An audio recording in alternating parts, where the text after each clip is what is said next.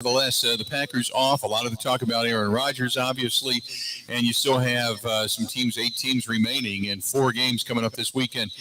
First of all, good to have you alongside rather than on the phone. Yeah, well, thanks to Green Bay, no longer in the playoffs. I don't have to be. Otherwise, you'd be up north. Yeah, no doubt. So let's, obviously the story has been Aaron and what he said on the McAfee show yesterday. I said my piece today. Give me what you think.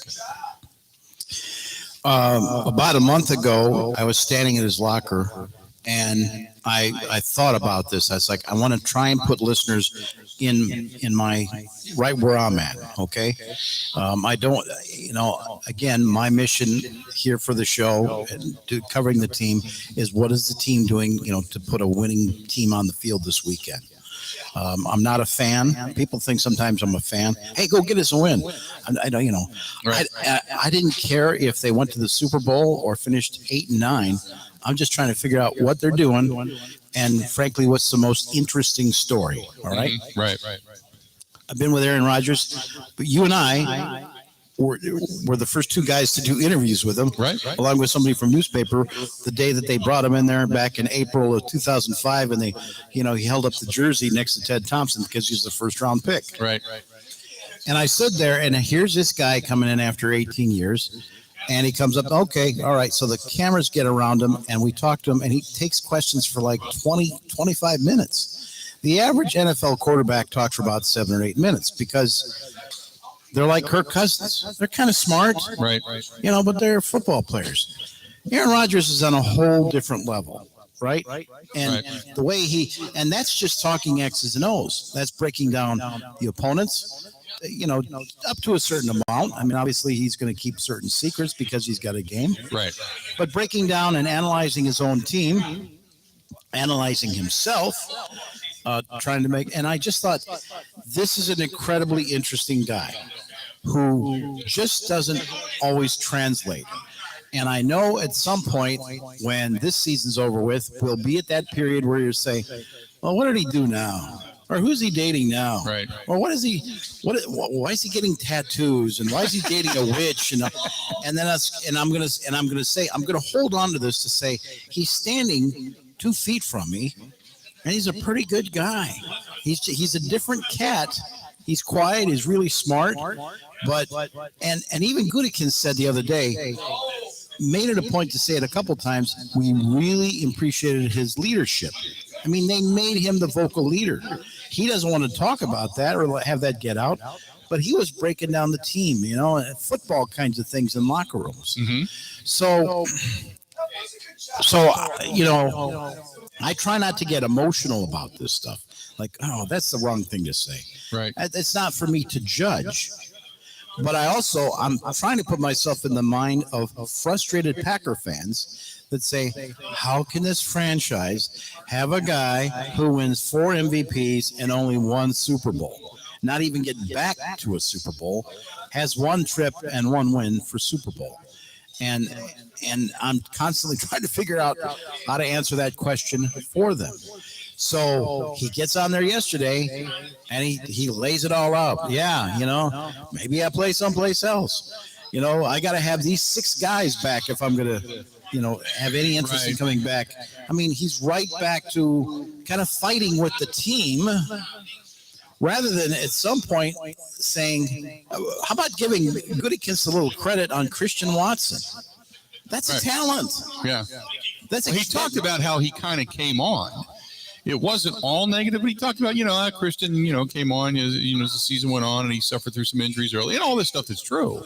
Yeah, he could do a little bit better in terms of giving that scouting department a little credit every once in a while in bringing those guys in. Yeah.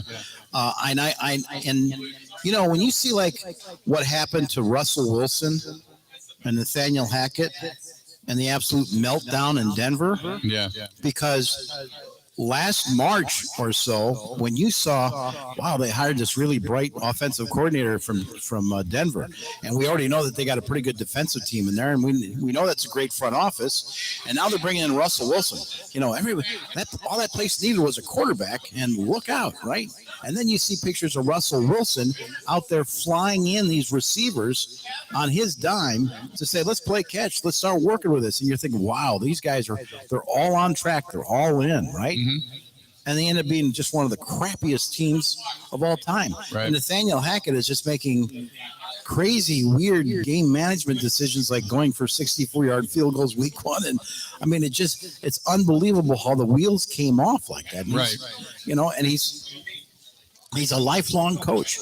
So my point to all that is like, to Aaron Rodgers, I hope that's a wake-up call, that he has a little bit more appreciation as to what he has been provided in Green Bay. Right. And that he's got to get over the hump on some things in terms of his decision-making during plays, and maybe just staying within the play that's called, than this constant, oh, wait, I see this. Hey, can you see this too? That ESP that he thinks he has, that quote chemistry with other players, because he's got younger guys that haven't had enough snaps with him. He chooses not to come in the off season to spend more time to discuss this. And so you end up losing to the Lions, in a regular season game that could have got you a win and in. And so that's the complication of all of this. Do you think and Rodgers had said so much in that interview with McAfee, and he had talked about, wanting certain guys back, and then, yes, he feels he can come back and win an MVP in the right situation, and he keeps referring to if it's mutual. And I know that you guys asked Goody at the end of the season. He said, well, they said, what is this mutual thing he keeps talking about? What's the problem? And Goody said, I have no idea. I mean, legitimately, I have no idea. You'd have to ask Aaron. They've given him the money. They've kept Cobb. They've kept Big Dog. They brought him back. They like Lazard. They got him some help. The only guy that left really is Lazard. Bakhtiari, they cared for, treated with kid gloves. They paid Elton Jenkins. They paid Kenny Clark. They've paid a lot of guys. They paid Jair. I mean, all these guys that he liked and said deserved it. I mean, they've paid 8 or 9 guys that could have left in free agency. They brought him in the in kind of like, I don't want to say the meetings, but they've been talking to him about his opinion. What is he talking about? Gutekunst made that one move that 1 year 3 years ago, where he brought in defensive players like the Smith brothers and Adrian Amos, and Billy Turner, and frankly, those 2 years, what turned out to be the 2 COVID years, those were your best shots to get to a Super Bowl. Right. And we all know, like in that game against the Buccaneers, where Tom Brady throws up 3 picks and Aaron Rodgers can't convert those into touchdowns, and put the game away. Things like that, that makes you wonder. Where is Gutekunst right now? To me, in the room with them, and in the previous times, and just the feel for what's up there, is I think that Aaron Rodgers got through this year. He was struggling. He had some injuries. I think Aaron is now starting to feel 38, 39 years old, whereas opposed to he never looked like he was anything off. Last June, when he came into minicamp, for 2 years in off seasons and OTAs watching Jordan Love, and then Blake Bortles out there for a while, and Ben Kurt, and this Danny Etlinger, these guys. And then Aaron Rodgers comes in. It's like night and day in one practice at minicamp. It's just like, oh my, it's like you could see the difference. And he looked fresh, and he was having fun. And it's like just the arm alone.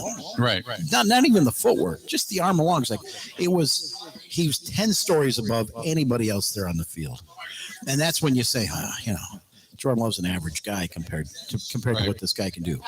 The season rolls on. He starts taking hits. I asked the offensive coordinator, Adam Stenovich, point blank, it was sometime in December. I said, what about his decision making? Because that was me asking about, fans can see on the end zone cameras, there's these open guys. He's trying to throw some guy in the sideline, and there's some guy wide open over the middle. How does he miss this? And his reply was, we've been on him about decisions. He's holding on to the ball too long. He's being too courageous. He's taking way too many hits. Just throw it away. Right. So that's where Tom Clemens and Steno are in terms of where Aaron Rodgers' head's at. Otherwise, they're not going to get into, he keeps on missing open guys because he wants to have a high percentage and cut down on his interceptions and blah, blah, blah, blah, blah, blah. I just think that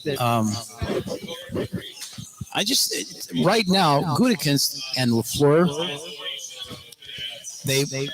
I think the organization wants to get a win, a Super Bowl win for Aaron Rodgers. And I think that just comes from Mark Murphy on down. If Aaron Rodgers goes and plays for some other team, they can't control that. Right. And if Jordan Love is in there, Brian Gutekunst believes that Jordan Love, or most quarterbacks, except, Brock Purdy, a rookie, right. comes in and goes 6-0 Right. and looks like a favorite to possibly win the NFC North and go to the Super Bowl. Most quarterbacks have to come in, and it takes them a year before, as Goody says, before they can win the game. Right. Before they can win the game. Like Trevor Lawrence did the other night in his second year. Throw 4 picks in the first half, throw 4 first downs in the second half. And your coach is like, hey, man, it's okay. Right. Just keep cool. That's what these guys think. This will take a year before we know if Love is out there, right. For 16, 17 games. So I think that they think that, look, legacy-wise, if we can win a Super Bowl for Aaron Rodgers, then we're gods forever. Yeah. Murphy, Gutekunst, LaFleur. That's the mission. That's what.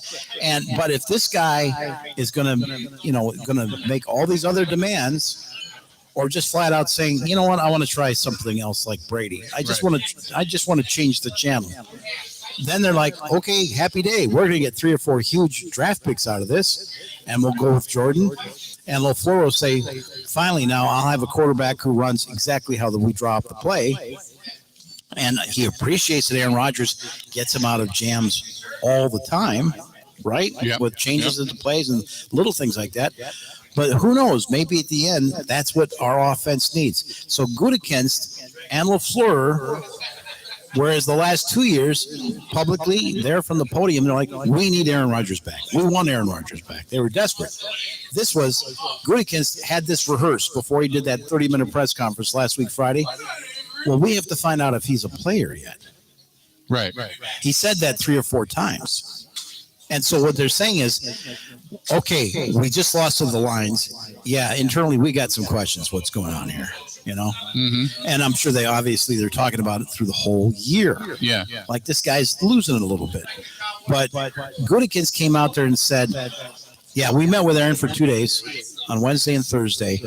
Some with Matt, some with and then maybe Tom Clemens and Steno was in some of those meetings. Yeah. But at the end of the day, they just said to Aaron, okay, let's talk about this season.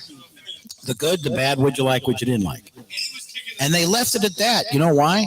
Because they're going to let him go away and decide how his body is and how he feels, and physically does he want to play and commit to another year of football. And then after that, where does he want to play? Because he's going to wait for them to make some of their free agency decisions. Well, that's the question. And so Goody goes up there and he says this. He goes, well, we need to see if he's a player yet. So in other words, Bill, Gutekunst saying, let the player, let the athlete decide if he's going to play at 39 into 40 years old. And after that, we'll tell him what our future plans are. So he let us know that we didn't talk to Aaron about what we plan on doing in March. Right now, Aaron needs to decide for himself, A, does he want to play? And B, where does he want to play? The argument is, and he said he'd make a decision, and obviously he wants to do it before free agency. But when you start thinking about taking care of your own guys and guys that are coming up on contract, and it's how much of a negotiation can you get into if Rodgers is coming back or isn't coming back? Because you got to know how much money is allocated. Much like with Devontae. Devontae for 2 years wanted to know. He wanted a contract. I think if they would have went to Devontae at the beginning of the season and said, "Here's all the money we want to give you," he's still a Green Bay Packer. But they couldn't. They had to wait and to see what Rodgers was. So doing. Aaron Rodgers would lead you to believe he has changed that Ted Thompson mold. Like you guys are players, you're down in the locker room. We'll come down and say hi. We love you for putting your bodies on the line, but we're not talking to you about other people's business. And, when agents, you've got a quality future Hall of Fame player. Boy, they throw that around a lot. Okay? Right. In Davante Adams, it's like the agents say, yeah. I mean, we've called Russ. He takes our calls. They don't want to talk about it right now. Right. And you wait 6 months. And, hey, Russ, how are we coming along? Yeah, we're not ready to talk yet, but, we love him. He's doing great. Right. Oh, yeah, we totally appreciate it. No, we're looking at that. We're looking at that. And that's what those agents are getting. Right. And they're telling the player that your team won't talk to us. And because people think it was all about just getting back out to Vegas. And then they see other guys get signed. Right. Getting back to Vegas, and then publicly the GM comes out and says, hey, listen, before I sign anybody else, I got to figure out quarterback first. Right. The quarterback says he doesn't want to come back. That's exactly my point. We got to settle on quarterback, and then we'll talk about Davante and Aaron Jones and all these other, contracts coming into place. But we right now, a year ago at this time, we got to figure out quarterback first. Let's do this. We're going to step away, take a quick break. This portion of the program brought to you by our friends at Bud Light, the official beer sponsor of the Bill Michaels Sports Talk Network and of the Huddle. We are at the Root River Center. We are here in Franklin, Wisconsin, which is where you can find us. Mike Clemens alongside. I'm Bill Michaels. Stay tuned. We got more coming up after this. This is the Huddle with Bill Michaels on the Wisconsin Sports Zone Network.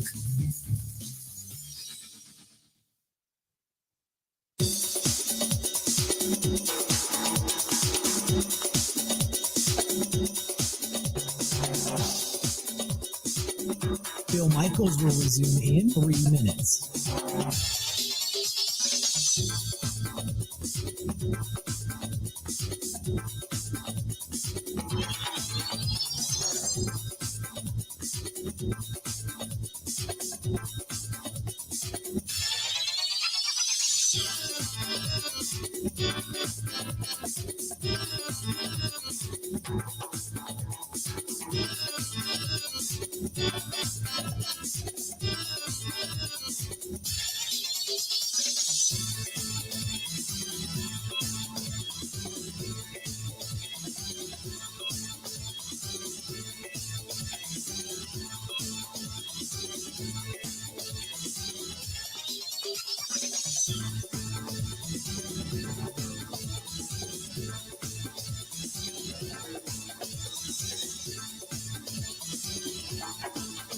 Bill Michaels will resume in 2 minutes.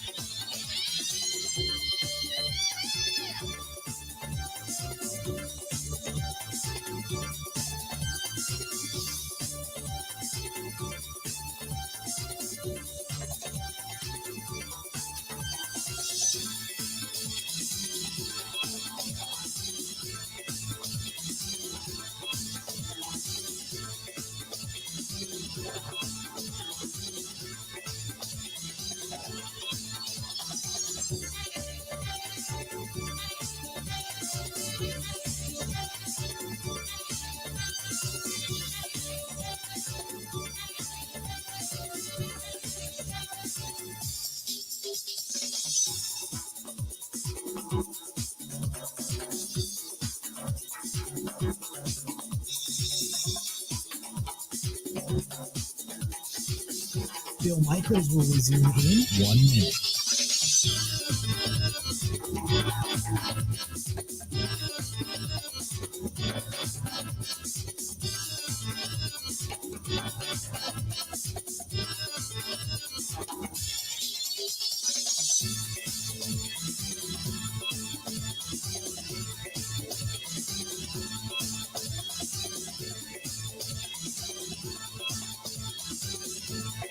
Bill Michaels will resume in 30 seconds.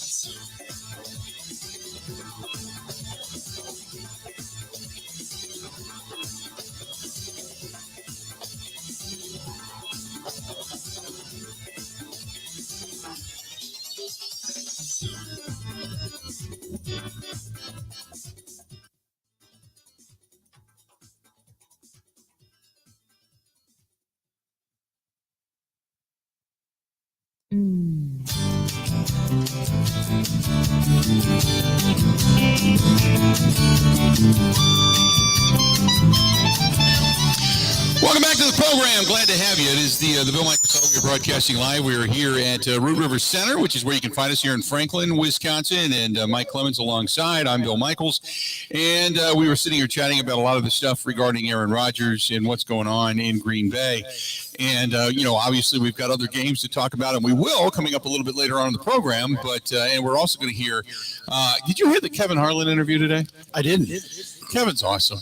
Yeah. He's such a good guy. We might even play that back tonight. So He's probably calling the Super Bowl again, right? Yeah. He'll be calling. But it was interesting because I asked him about, Green Bay, and he told the story about and then we asked him at the very end, and we'll hear it. I don't want to go through all of it, but he was talking about DeMar Hamlin, and because he was there, him and Kurt Warner were doing the game on that Monday night in Cincinnati.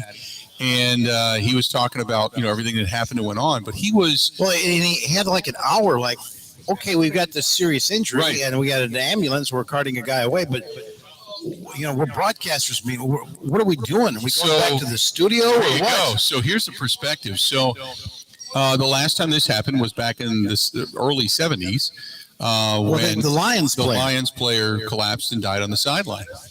He was a ball boy. Get out of here. At the Tiger Stadium?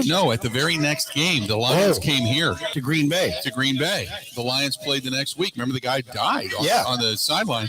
And so he tells the story about being a ball boy on the sideline for the Lions because he worked at Lambeau Field. And he talks about how it was surreal. It was unlike anything he'd ever seen. These guys must have been like zombies. Yeah. I mean, I can't imagine what it was like. So he tells that story. So we'll hear that coming up tonight. Hughes was his name, and there's like a minute left in the game, and the Lions are down by about 5 to the Chicago Bears. And you hear the announcers from WJR in Detroit that were calling the game saying, we got a player down. And he's down there on the 16-yard line. He just collapsed. Right. 28 years old. And then the announcers saying, I didn't quite see him on the play because they were trying to throw to Charlie Sanders earlier, or Greg Landry, I think was the quarterback. So what they say is, I think Butkus was down there. So at first the announcers thought maybe Dick Butkus, the legendary linebacker for the Bears, knocked this guy out. And then they come out and they're looking at him and they're waving other people. And then instead they put him on a stretcher and wheeled him out. And his arm dropped and dragged on the grass. Yeah. I mean, he was dead. Yeah. He had a blood clot in his heart, His wife sued the hospital where he got his physical to be cleared to go into Lions training camp. Yeah. Saying, how come you guys couldn't detect this? Well, it was 1971. So, right. And she sued and settled out of court. But yeah, the poor man was 28 years old. He had kind of a heart defect. Yeah. And just happened to drop dead, with about a minute left to play. They dragged him off, went back, finished the game. Yeah. Bears won. Yeah. And the next morning in the Detroit Free Press,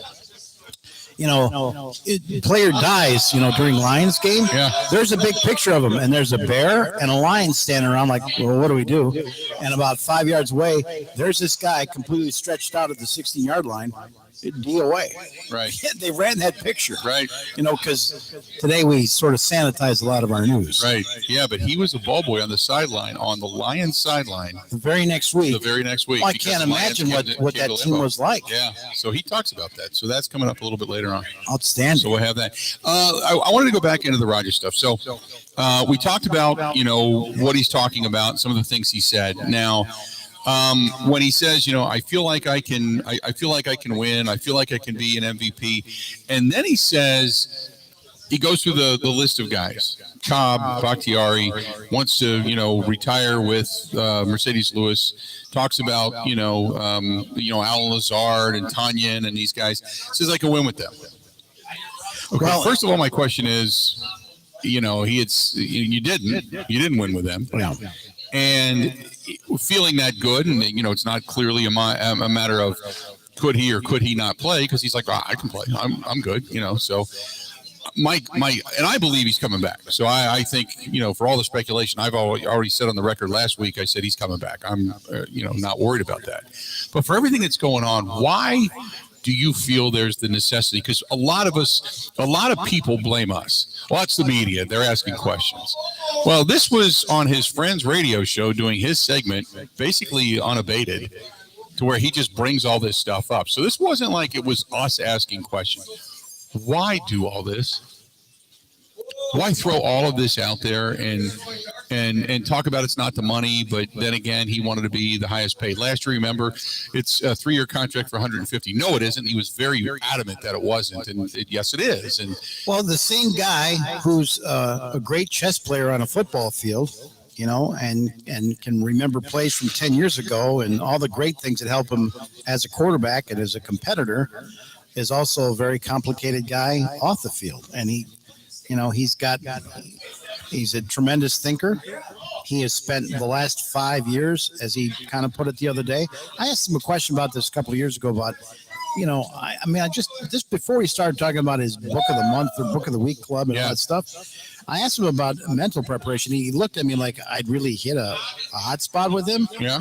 And I think between the girlfriends, between Danica and Olivia Munn and those kinds of things, and between heartbreaking losses, I think he had to figure out some stuff. I won't be surprised if 10 years from now there's an Aaron Rodgers autobiography and he's going to say, you know what, I was kind of battling depression there in the off season. Mm-hmm. And I couldn't believe all the ripping that I was taking on the TV, and it was getting to me, and I needed to figure out how to overcome that. As great as an athlete he is and technician and everything, I would not be surprised if someday Aaron Rodgers talks about he had to figure out a way on how to detach himself from that.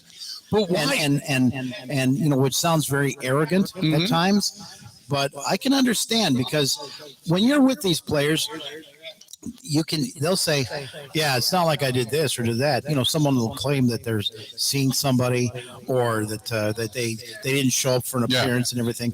And it's like, and they just want to clarify that. And you're kind of like, yeah, I saw something about that. I didn't think it was very serious. I don't think the average fans care about it. Do you? It bothers them. Yeah. There's these little things that get on social media that aren't true that drive them nuts. Right. And off camera, off microphone, they're the ones to bring it up. And you're like, okay, yeah, I think I saw something about that, but I didn't think it was true. I didn't think it was that big of a deal. And so imagine if you're Rodgers, there's 100 of those things out there. And I think he spends more time. They always say, oh yeah, we're shutting out the noise, all that. No, this is what the team, full-time team psychologist is telling these guys. Right. Trying to get them mentally to separate and say, you're confident that you know how to throw a football and you know how to your footwork and you understand the plays, you read it right. Okay, then don't let that stuff bother you. This is why they spend time with a team psychologist in the off season or even during the season to block that stuff out. I listened to on Good Morning Football, Get Up. I was watching some of the NFL Live, and I was watching NFL Network after the McAfee stuff aired yesterday. And they got Hall of Famers everywhere. All these guys that are analysts and everything that are former players, they've all been in a locker room at one point or another. And even like Herm Edwards said, look, the guy's one of the greatest to ever play the game. But when you say things like that and you are on that high of a stature, it's going to get analyzed. And because somebody had said, well, to Herm, what do you tell him? Shut up.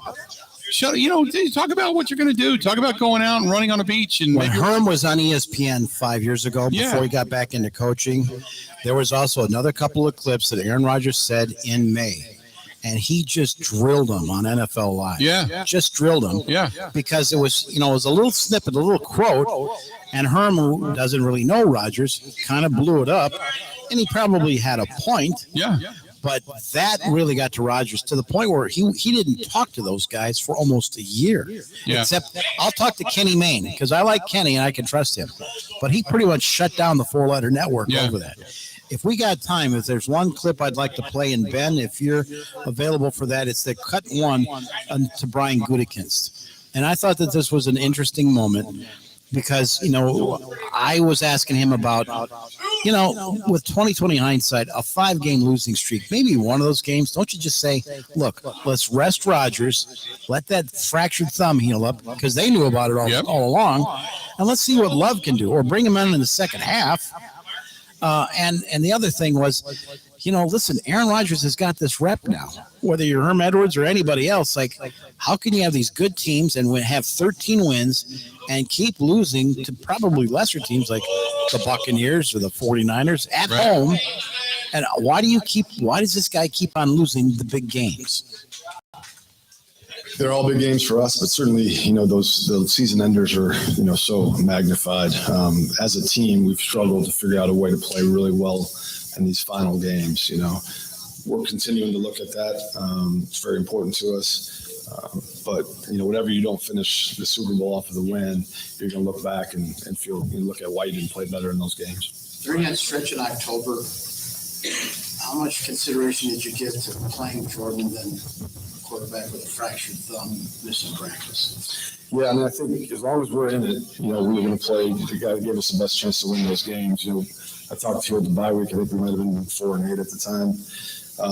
It certainly wasn't looking good, but I did feel that if the guys could come together and just get something started, that we'd have a chance to get back in this. It wasn't in our control at that time. You've seen teams quit before in those situations, and our guys never did. They kept coming to work. They didn't blink. It just didn't happen. But no, I think as long as we have an opportunity to keep winning games and keep moving forward and get in the playoffs, we're always going to make the decision to go out and win the game. So what he just did there, is he said, unlike the Commanders, now I'm not going to compare Carson Wentz to Aaron Rodgers, right? But Carson Wentz has a busted hand. So they got to get somebody else out there. Well, we'll put Taylor Heineke out there. But if it's Aaron Rodgers and he says, no, I'm going to play. Right. He's like Mr. Favre. Oh, he's going to play. And for the next 5 weeks, you're going to go 0-5.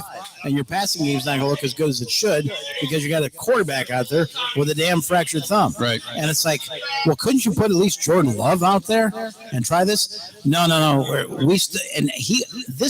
was not asking from that thing where people were saying, well, if they're mathematically eliminated, then they got to put Jordan Love in there to figure out what they want, right? No, he's saying, no, we don't think Jordan could win the games. Right. We think our best chance, we'll take Aaron Rodgers with a broken thumb over our first-round draft pick. But even when I heard the question, I thought when you asked the question, it was, hey, when you knew the thumb was broke, why didn't you give Aaron just a couple of weeks off to let Jordan? That's right. And he completely kind of pushed that to the side. He didn't want anything to do with that. No. Didn't want anything to do with that question. We don't do anything to get Aaron Rodgers upset. No. And frankly, the kid can sit on the bench, and if he's disgruntled, then maybe we'll trade his. Yeah, so be it. Let's do this. We're going to step away. We're going to take a quick break. Come back. We got a lot more to get to. We're going to talk a little bit more about this. We'll talk about the end of the Packers season. What's next? Obviously, stay tuned. We got a whole lot more. The Bill Michaels Huddle is brought to you by our friends at Bud Light. We're live at the Root River Center. That's where you can find us. We're down here in Franklin, Wisconsin, between the bowling alley and the River Center and the banquet halls and all the different stuff they have. It's a fun place. There's something for everybody here. Yeah, you can hear it's a fun place. Yeah, there's some guys. There's some guys throwing bags, next door down there. There you go. Cornhole. So. Good stuff. We got more coming up after this.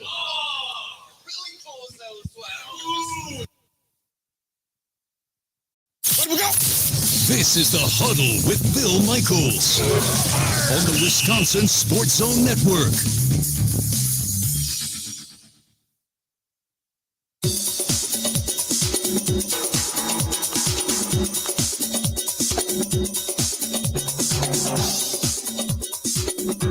Bill Michaels will resume in 5 minutes.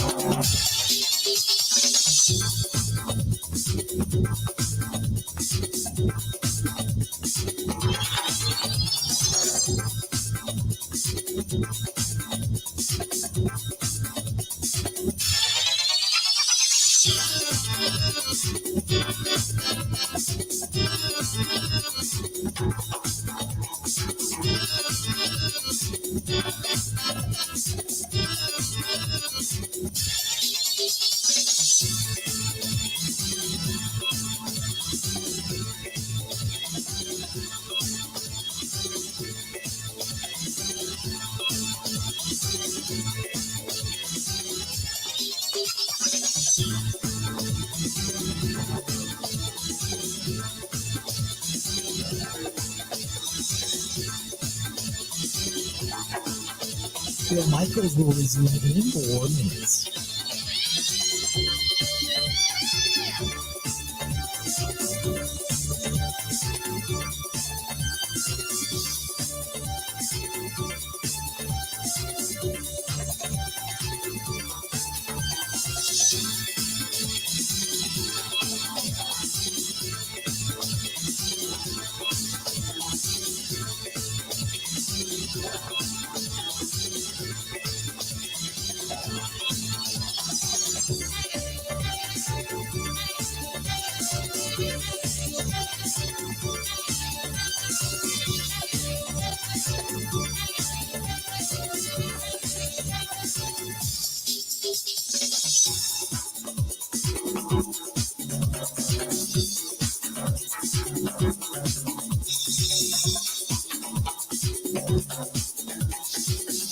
Bill Michaels will resume in 3 minutes.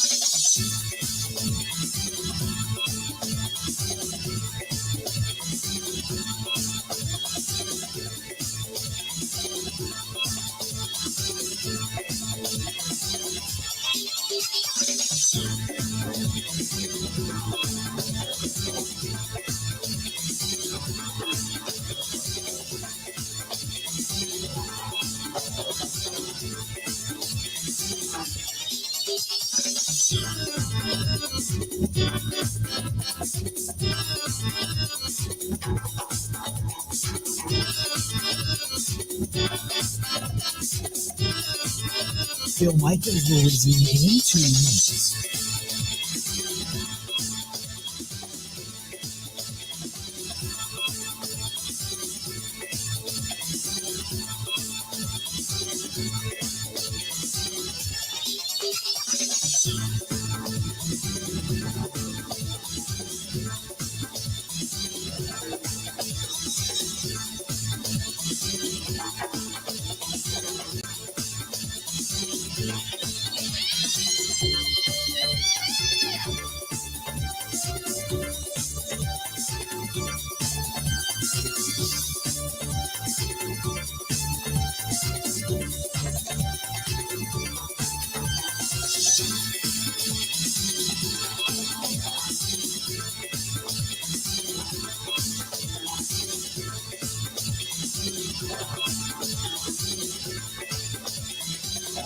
Bill Michaels will resume in 1 minute.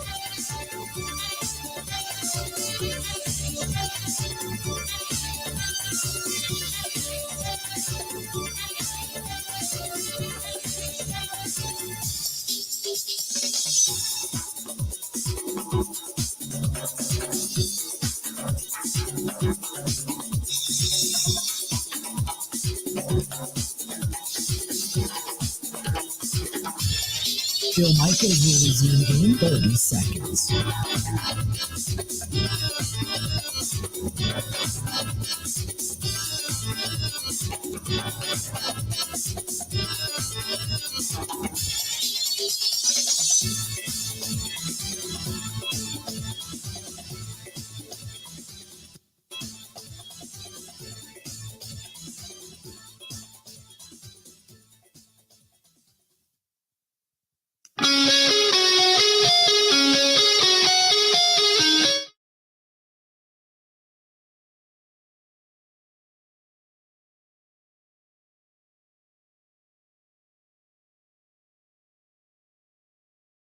Brought to you by our friends at Bud Light. They are the official beer sponsor of the Bill Michaels Sports Talk Network. We're glad to have you. And down here at the Root River Center, we're in Franklin, Wisconsin, which is where you can find us. And Mike Clemens alongside. I'm Bill Michaels. Mike, we were sitting here talking about a lot about Rogers, but there are some guys on this team that their careers could be coming to an end. There's Randall Cobb. There's, Big Dog, Mercedes Lewis, but one of the guys that nobody's really talking about is Mason Crosby, who had a really good year. It was just kickoffs wise, there weren't as many touchbacks as you would like. But as far as the kicking game goes, he had a solid season. He didn't have a bad year at all. You know what I mean? And I guess it'll be 3 years now this spring. I was sitting at a table at the atrium with about 1,000 people, and also at the table was Leroy Butler, Gary Ellerson, Jordy Nelson had come in. Next, one other player, and right next to me was Mason Crosby and his wife Molly. And so the players were there, and they were kind of up there to see people from the community. Jordy had been retired obviously a couple of years. And people also wanted to talk to Mason. And there are all these other people that had paid, $100 a plate. They wanted to meet these players and get a picture with them and all that. So Molly and I are just sitting there. And she said, she just volunteered. I didn't say anything. I said, well, tell me about you and the kids and all.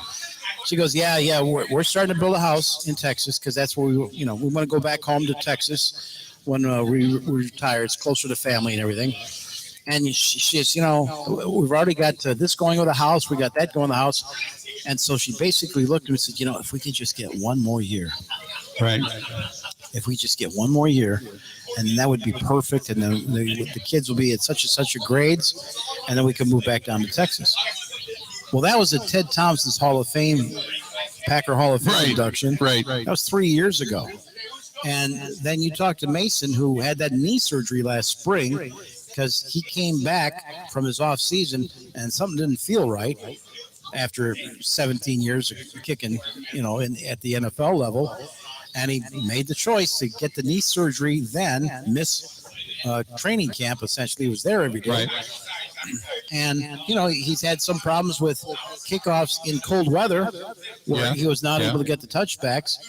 There's one point where they even were going to have they had that backup kicker active, and then he screwed up his groin and warm-ups. Groin muscle. Yeah.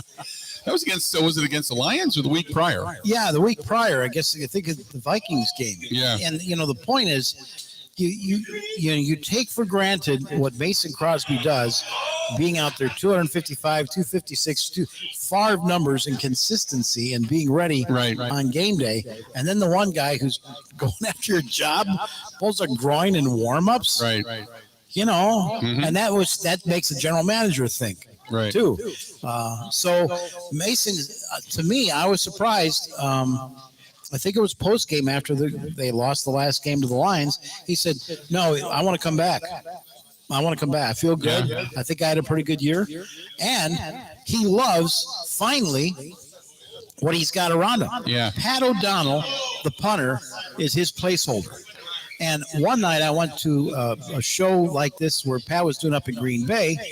And, he talks about, Jack is trying to get Jack Coco, this 22, 23-year-old long snapper they got. He tries to get the ball back to me in 1.2 or so. Right. And he said, before the kick, I look at Mason and he gives me a little signal.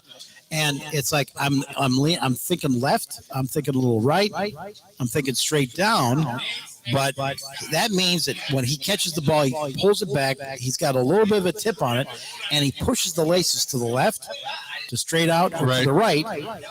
That's how fast he does it. But that's like, oh, my God. I mean, I've been doing this 18 years. I never heard a placeholder talking about, and I'm adjusting to where the laces are. Right. I mean, Mason Crosby loves this guy. And he loves Rich Bisaccia. Because Bisaccia is all over those guys on the cover units, right? And training them and bringing them along. Like, Tariq Carpenter, the 7th round pick, I think, out of Georgia Tech. He was just so, or actually made a lot of mistakes in the preseason games and in September or so. By the end of the season, by December, he was a pretty good gunner, coming up with big plays. Enos Gaines, another guy that they brought back on the practice squad and made him active, and he thump, like they call him. Right. So Crosby loves what he's got, and he wants to come back to that special teams unit, and he still thinks he's got a leg. Now, Gutekunst was asked, man, you've had a lot of kickers coming in for workouts. I mean, he's worked out maybe 7 or 8 in the last year when they do those Tuesday workouts, and they've kept a couple on the practice squad. And he said, now that we can be up to, I think it's 14 on the practice squad, I got room where I can keep a kicker. Right. And he said, during the COVID period, when any Saturday or God forbid Sunday, you wake up and you find out your kicker or your punter, tested positive for COVID, now you're really in a jam. Yeah. So at least you've got a guy in the building with the team, and you can promote him game day to kick for you in the game. And so now he just says, why don't I have that all the time? You got to have a kicker. You got to have a number 3 quarterback. And so that's the way he's approached it. Do you think they bring Mason back? Well, right now, I think maybe the biggest factor is Aaron Rodgers wanting Mason to come back. I think that they think, hey, what the hell? We don't think Mason Crosby's going to cost us a trip to the Super Bowl. No, he's about a 50-yard kicker. Well, he got a 56-yarder in the cold at Lambeau, which I believe was a franchise record. Right. So I think he may have kicked himself into 2023 with that field goal. quite frankly. I think it was the 50. It was in the Lions game that hit the crossbar, and it bounced That's the one out. that rolled over. Yeah, one bounced out. The one against the Vikings rolled through, and the Rolled one through. against the Lions rolled out. And Maybe it was the Vikings game. yeah, and that made it. I just was kind of wondering, in the grand scheme of things, when you start to look, because anything beyond 50, he was not. He was over going into that Vikings game, and then made that. And then after that, but it pays if you can get to the 35 and not have to worry about it. Well, I remember a night, it was 05 or 06, and we were working at the stadium late in the media area, and a guy cracked open the door and he said, "Did you just hear about Ryan Longwell?" And I think maybe I just had, but this other media member was so shocked. It's like, is this for real? Ted Thompson is moving on from Ryan Longwell, Right. who then, of course, he wasn't going to pay him what he was asking for in free agency. I'm not spending that much for a kicker. It's a kicker. Right. And so then Ted went through 2 or 3 more before finally in 07, he was a 6th-round pick on this kid from Texas in Mason Crosby. But, Ryan Longwell went and kicked some field goals in the dome for the Vikings for a couple of years and got 2 or 3 more years out of his career. Yeah. So, those kinds of experiences, you think about Goodikins saying, I got 5 guys that can kick the ball 75, 80 yards. Okay. Yeah. I've got them. And now we just need to know, can they be consistent? Can they do it in a game situation? Can they not blow out their groin during warmups? Right. And that's the decision he's got to make. So I'd say it's probably a 50-50 decision right now. Mason Crosby ended up at about 18th in the league in percentage, 86.2%. He was 10 for 10 from 20 to 29, 8 for 8 from 30 to 39, 6 of 7 from 40 to 49, and he was 1 for 4 beyond 50. Had the horrible game when McCarthy was still coach, where he missed 5, in Detroit. Yeah. In the dome. Right. And it's like, what is going on? What happened? And he'll say to this day, straight out, I want to thank Mike McCarthy and Sticking Ted with for me. not getting rid of me on Tuesday. Yeah. Just saying, this guy's toast. It's time to move on. And maybe McCarthy's going through that same situation with Brett Maher. Oh, shoot, boy. Yeah. Missing 4, not 1, not 2, not 3. That's something to think about, because if they let Mason Crosby walk, Mason's going to move back to Dallas. He's going to be in the playoffs. He may find himself playing for Mike McCarthy for another year or two while they try to find somebody. We're broadcasting live out here at the Rude River Center. We're in Franklin, Wisconsin. If you want to find us, we are brought to you by our friends at Bud Light. Stay tuned. More of Mike Clemens and yours truly coming up right after this. This is the Huddle with Bill Michaels on the Wisconsin Sports Zone Network.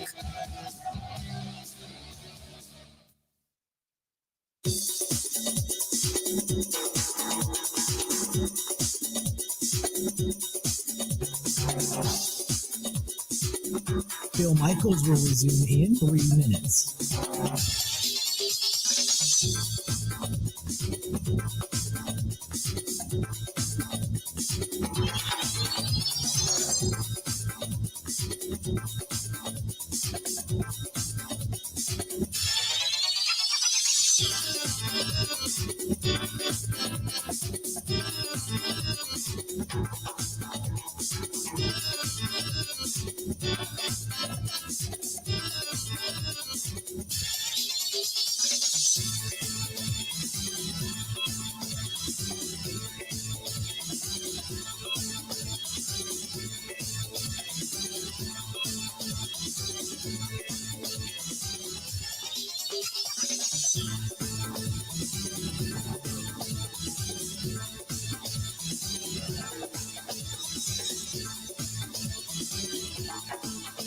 Bill Michaels will resume in 2 minutes.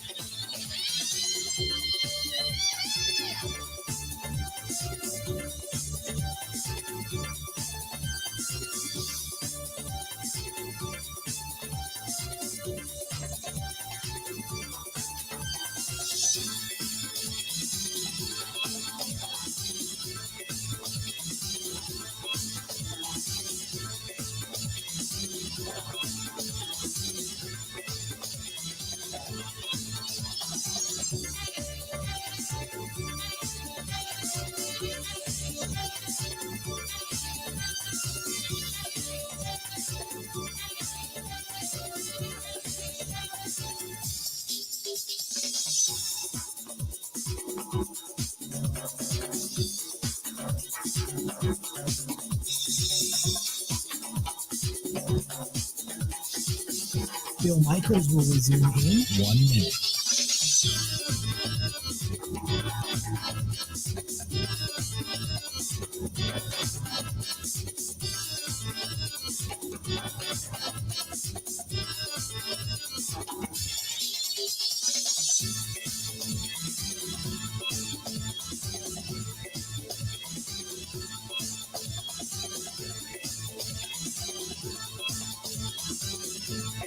Bill Michaels will resume in 30 seconds.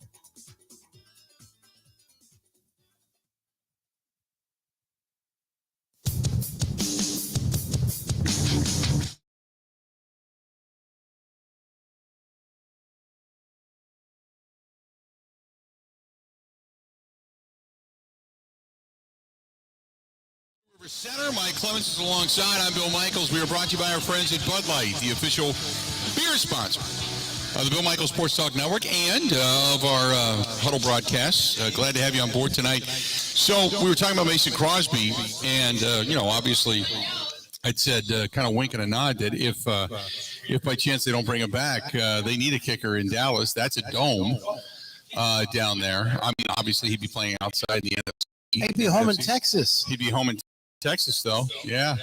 He might end up with McCarthy before it's all said and done if they decide not to bring him back. Well, that would be Rodgers left. Now, did you see this story? Nathaniel Hackett, your offensive coordinator under LaFleur, first 3 years in Green Bay, goes to the Broncos, just has an epic crash and burn with the Broncos. Right. He's now talking to Robert Saleh, LaFleur's best friend, best man, about the offensive coordinator job with the New York Jets. Because Mike LaFleur, his brother, got fired. Right. He bit the bullet for the rotation of the quarterbacks between Flacco and Mike Smith. Right. So if Nathaniel Hackett is the new offensive coordinator of the New York Jets, would the Packers trade Aaron Rodgers to the New York Jets like they did Favre? It's an AFC team to get him into the AFC. Yeah. And go ahead, help out my buddy Robert. Yes! If you think, I mean, isn't that's just too weird? It would be very bizarre. Then there's the talk about sending him out to Las Vegas to team back up with Devontae. Why would anybody not take into account the last 20 years in Las Vegas and the craziness that is Mark the Raiders? Davis? Yeah. Why, I mean, it's a crazy organization. Yeah. Crazy. And I don't think you really want to go play for Josh McDaniels, who has proven that he doesn't have success. Not a head coach. As a head coach, obviously. I can't imagine that. There's some talk of other teams and such, but I still think that, if I had to bet my house, not that I would, but if I had to, I'd say he's back in Green Bay. All of this subsides. And then the world I give Josh McDaniels this, though. Nobody's talking about Derek Carr. No quarterback country team is begging the, hey, how can we get Derek Carr to come? Right. Which is interesting. Yeah. Because I felt that, I always felt him and Dak Prescott saw him in preseason and said, hey, who's this guy? Right. So I find that interesting that he's not getting any chirp right now. When we come back after the top of the hour, Kevin Harlan joined me a little bit earlier today. You're going to hear that.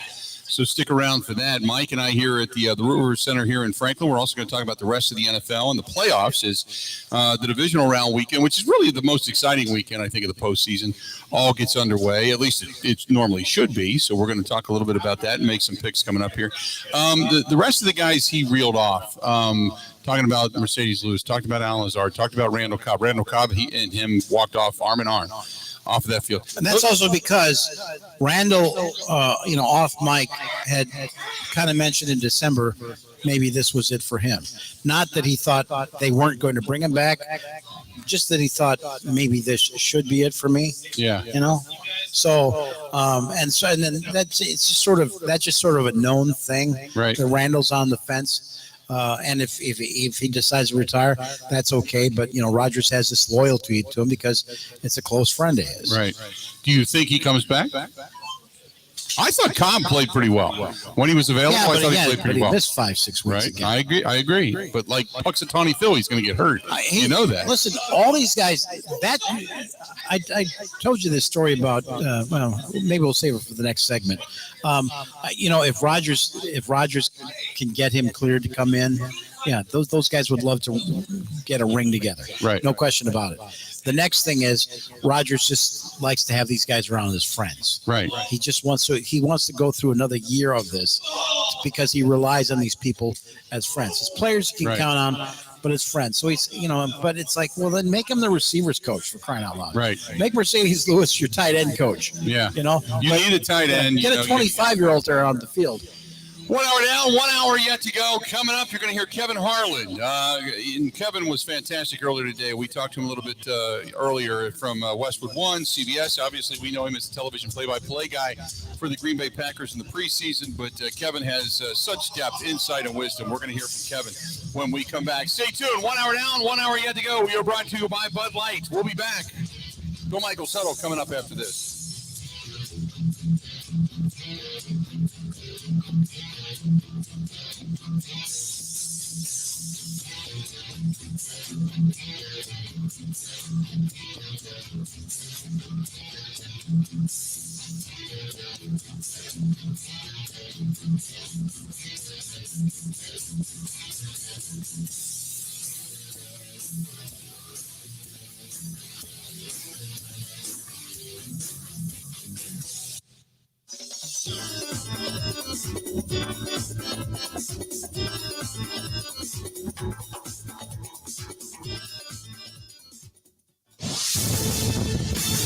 This is a Wisconsin Sports Zone update. Well, Aaron Rodgers thinks he can still play at a high level and win another MVP, but it has to be in the right situation. Whether that's in Green Bay or elsewhere remains to be seen. That was what the Packers quarterback said yesterday on the Pat McAfee show. Rodgers hasn't made a decision whether he wants to play another year or not and seems unconvinced the Packers want him back.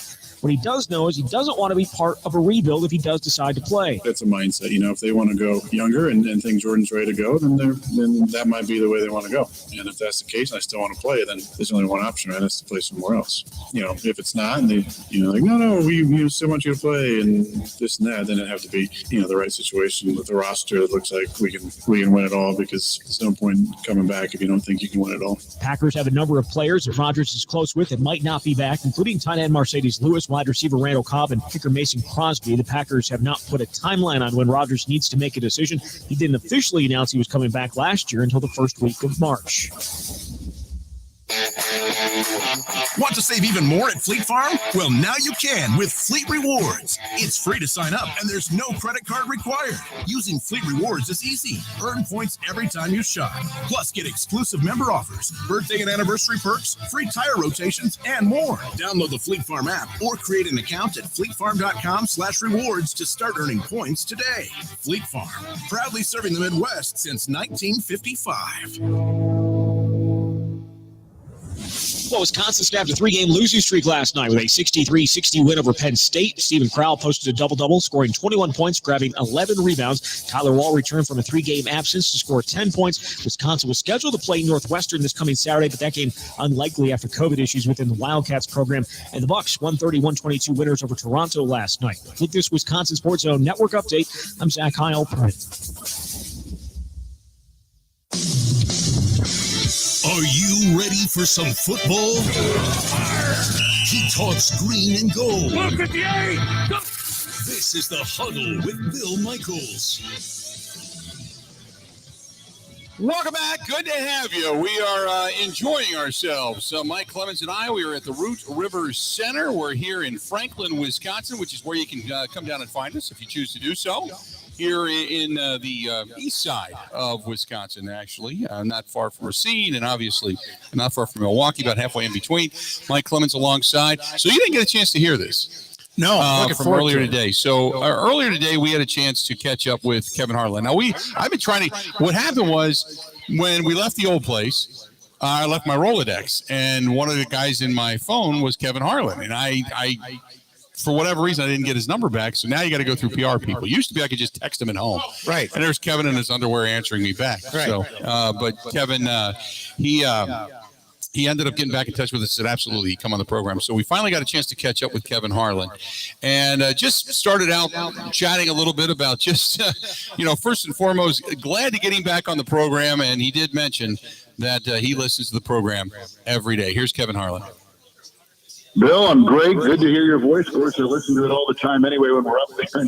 Spending about half the year up in Wisconsin, but great to hear from you and wonderful to be on. Thank you for the invitation. No, my pleasure, and so glad you're here. So let's, start off with obviously what's close to home, and that is the Green Bay Packers. And the season did not end the way we wanted it to. We certainly wish we were playing last weekend. So give me your thoughts just on the season itself and what you saw going all the way back to camp until the way the season culminated.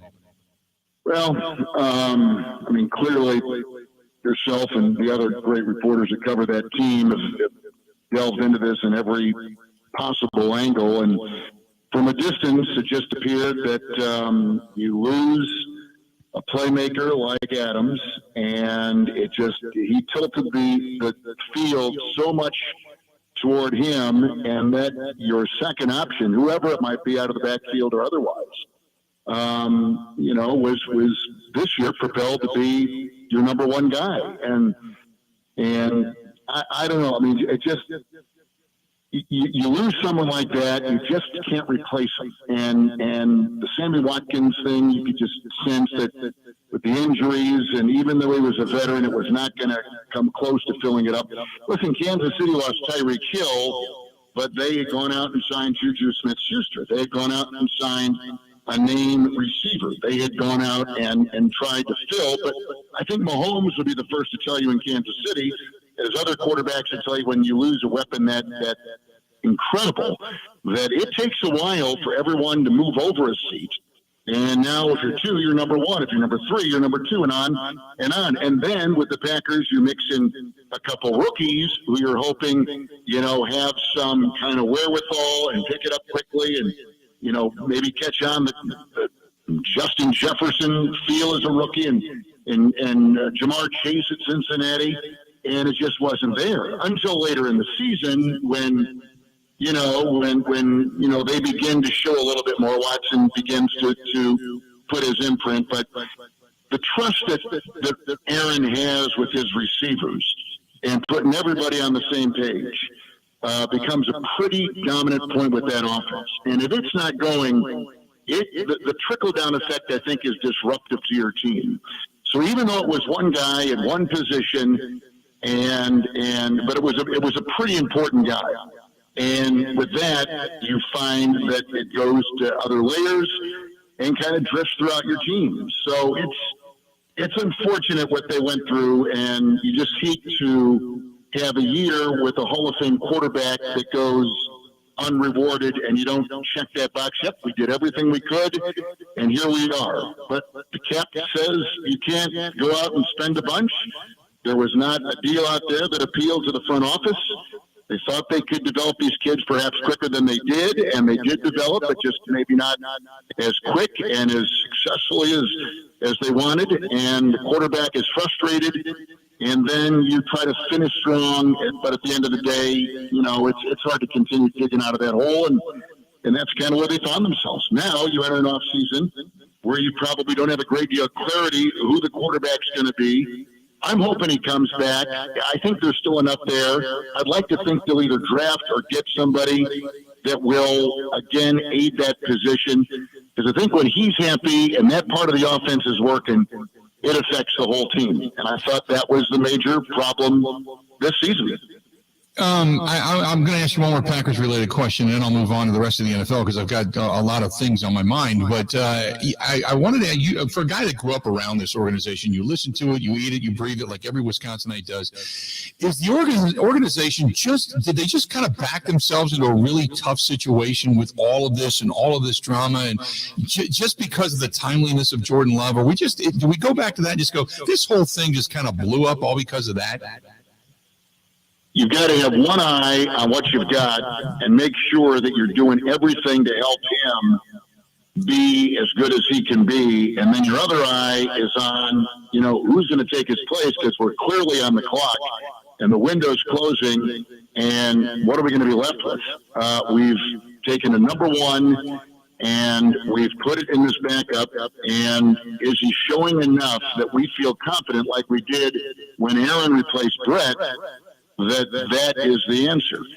And to me, for Rodgers to follow Favre is like almost a one in a lifetime make. You know what I mean? Like, right. Who could have thought he would sit that long and then flourish as he has? And you'd have two back-to-back Hall of Fame. That just doesn't happen. It just doesn't. So to expect that to be a third time with Jordan coming in and replacing Rodgers becomes like, oh man, we're hoping against hope almost that it's going to happen for a third time. I don't think anyone's putting that kind of pressure on him. But when the story is written and that's what you're following, that expectation is pretty high, and you've got to make sure you cover your bases. I think they have the contract of Aaron clearly, but listen, every team with a big quarterback is facing the same thing. Every team with a $50 million, $40 million, $39 million quarterback has got the same cap implications that the Packers are dealing with right now, and that's kind of the rub, isn't it? Like Baltimore's going through this right now with Lamar Jackson. Do we pay him that kind of money when he's been injured 2 consecutive years? He makes a difference, but do we know he's going to become that guy? And that's what they're going through right now. So I don't know. This is a complicated thing with him, and not that he's necessarily making it that way, because I think he's as good as he's been. It's just that you just don't have a lot of resource to put around him, and they got caught a little bit. I mean, you just didn't have a receiver that really. You could see the way secondaries and defense, the back end was playing that offense. They did not have any fear about what they're going out there with Adams, because he is who he is. He changes that game just dramatically, and then opens it up for other guys, and that's what they didn't have, and they were a little bit revealed, and it just happens. It just became what it became. But I don't know that they're in a corner. I think the philosophy is there. I think I trust the process, and you're just in a unique situation with saying goodbye to one and hello to another, and how do you make that work? They went through it before. It was a little bit messy with Brett when he left. They got something in return. He was gone. Aaron had a wide open landscape to go on. And we've seen what he's done over these last 14, whatever it's been, years, and as a starter, and that's been great. But can it happen again? And boy, I don't know, right? I mean, that's him, Bill. I mean, my gosh, I don't know if we've seen enough to know that he's the guy. I think with Aaron, I think they knew that he's fine. And when they went to Brett in March of that year, that was supposedly his last year, and he came in for the retirement announcement, I think they felt like, we may be pushing this a little bit ourselves, but it's the right thing to do because the kid is ready. Rodgers. I don't know that they're in that same frame of mind right now. Ted was there. It was a different regime. I don't know that it's the same now. I think they feel like, Rodgers has a lot left. But and we don't know if the kid is ready. I think that's kind of where they stand, and I think that's a tough place to be. I listen to you guys do the games and marvel at terrific plays, and obviously the teams that are still in the postseason. But the average age of the quarterback right now is 25.4 years old. I know it. It's playing in the postseason. It's amazing. Wow.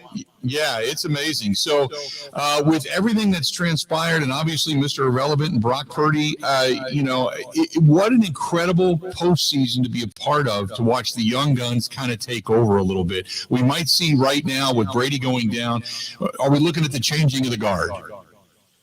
I don't know if it's going to be as good as the guard that just left with the Rodgers and the Bradys and the Roethlisbergers, and before that Manning. And some of the Phillip Rivers, like some of these historically good quarterbacks, will this group fill in? I guess they will. I think we all adjust our line of sight and our minds and our frame of reference with what we're looking at right now. Mahomes is generational. Allen, I think, is on that track. Russell Wilson probably is now entered a twilight zone because we thought he was, and clearly there are some things there that maybe say, let's not get ahead of ourselves. And then you go down the line. There'll always be quarterbacks that emerge. There always will be. I think Burrow is in that. I think he is in that, 4,000 again for him. He's probably in that conversation. I don't think Daniel Jones is. Cousins is probably lost in purgatory that way. We don't really know where he goes. Prescott and Cousins basically have the same numbers. Dak is never criticized. Cousins is constantly criticized. I mean, we're kind of in that weird transitional time. But did we feel this way when Rivers and Manning and Roethlisberger left, and Brady is soon to go, and Aaron is within a couple years? We clearly know that. Were we feeling like this was the next generation when all of them were 10 years younger? I think we did with Brady because he was winning. I think we thought that with Rodgers because he had just come off the Super Bowl win over Pittsburgh in Texas. So, I think we've got it. I think there's a next generation that will emerge, and Tua may become a casualty because of health, and he may not realize what we thought we saw at the beginning of the season and be able to continue because of some issues. I think we're all hoping that he does. But it's the oldest starting quarterback in the AFC of these remaining teams is Mahomes. He's 25. So you got Trevor Lawrence, and he's just a couple years in the league. And boy, his quarterback rating over the last 2 months was the best in the NFL. He was the best quarterback in the league over November and December when they were winning 5 games to get to where they are right now, the divisional round. So it always works its way around. The Purdy story came out of the blue. I don't think anybody saw it. And he's got a coach that's put him in a position, as Dable has done with Jones in New York. They put those quarterbacks in a position not to do things that they know they cannot do.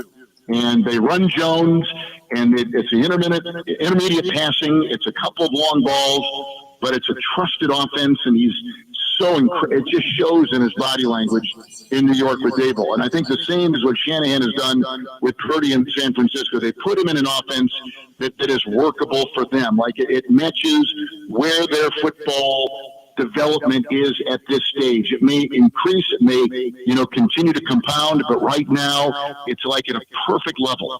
And I think that's the genius of these coaches. With Matt and Aaron, it's an unlimited ceiling. And I think with Reed and Mahomes in Kansas City, it's unlimited.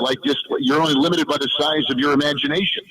And so you got quarterbacks at different stages with coaches that feel more comfortable doing this and doing that.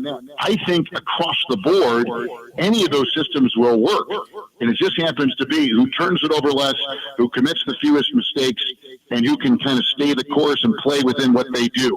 And I think that's kind of the resounding theme of the teams that remain in this divisional round of the playoffs. Hey, real quick before I let you go, Kevin, I want to take you back Monday night, January 2nd, Buffalo and Cincinnati at Paycor Stadium in the Queen City, and Damar Hamlin goes down, something like we have never witnessed before. Seeing that there, give me your thoughts on all of that and what not only you were witnessing like the rest of the world, but also what the NFL itself went through. Well, first of all, the league, I think, needs to be commended for just how prepared they are for those instances. And we all know that 60 to 90 minutes before every game in every stadium, every week of the NFL season, there is a group of trauma doctors, EMTs, paramedics on staff at those stadiums ready to act with whatever may happen. Now, usually we see what happened. The guy goes down. It's a knee. It's maybe he's been concussed. We really don't know. And so initially you thought that. But as you later find out, as quickly as those athletic trainers got out there and began to perform, pumping the chest, getting the AED equipment, the defibrillators, putting the mask on so that the brain would not lose oxygen, getting the IV in, all these things, those 4 steps.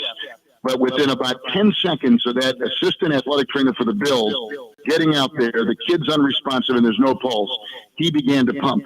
And because he began to commit to do CPR on that kid, he saved his life because he was dead. And those people and what it didn't matter if he was in the Cleveland Clinic at Mayo, at Trader, he he was getting the best care possible at that time. All these athletic trainers are trained in all these arts of CPR, heart start, all this stuff. Like they're almost doctors themselves. In fact, in a lot of ways, they are equal to that. And then you've got all the medical people on each side, and they converge, and they came up with in literally split-second timing that saved that kid's life.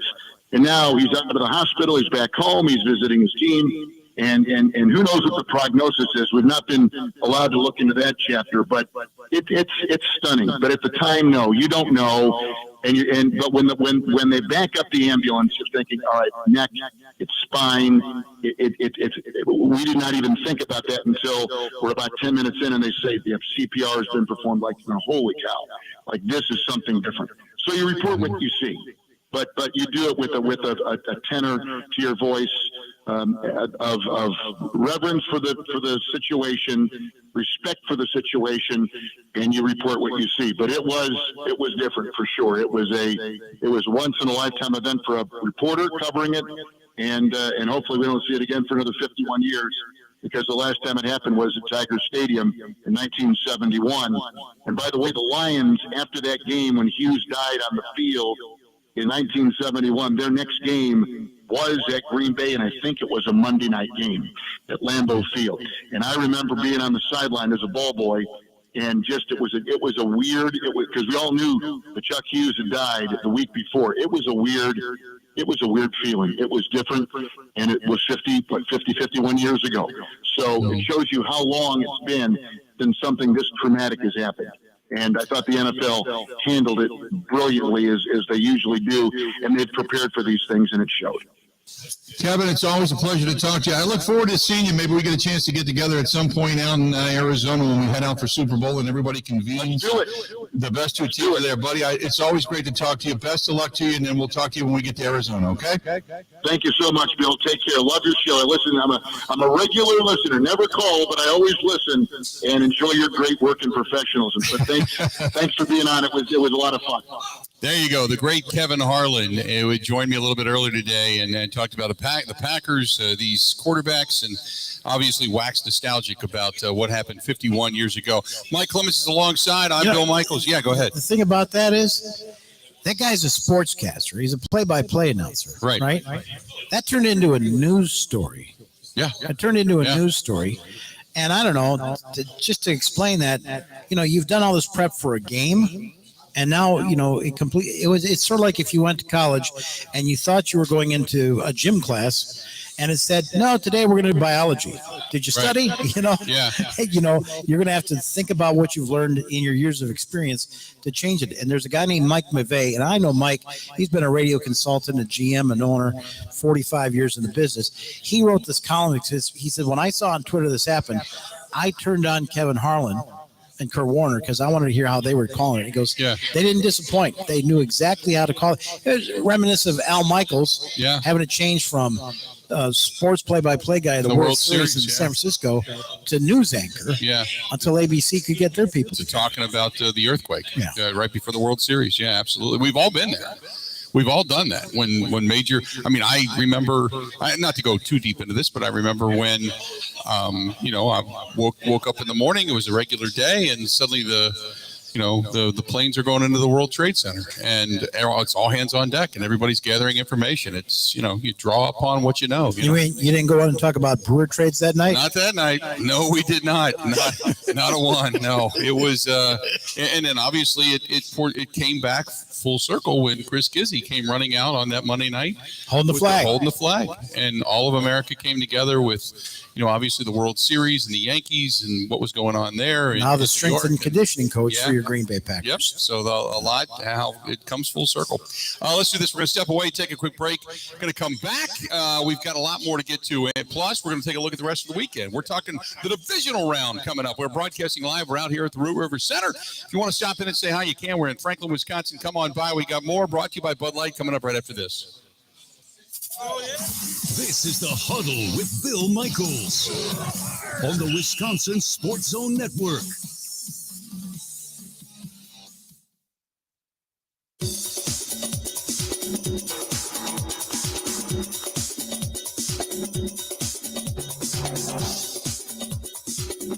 Bill Michaels will resume in 3 minutes.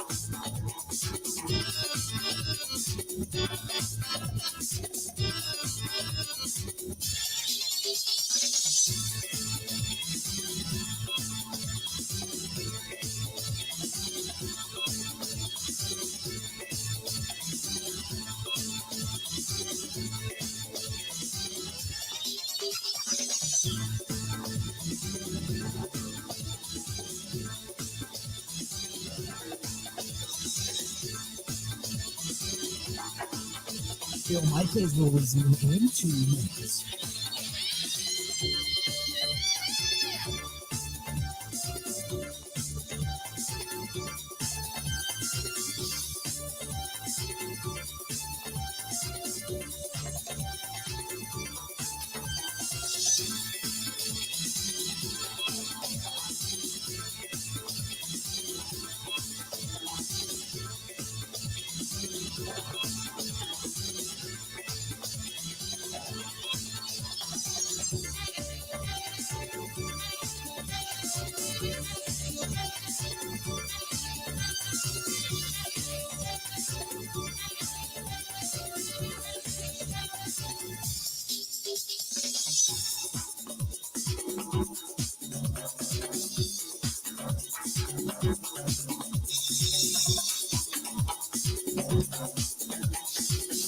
Bill Michaels will resume in 1 minute.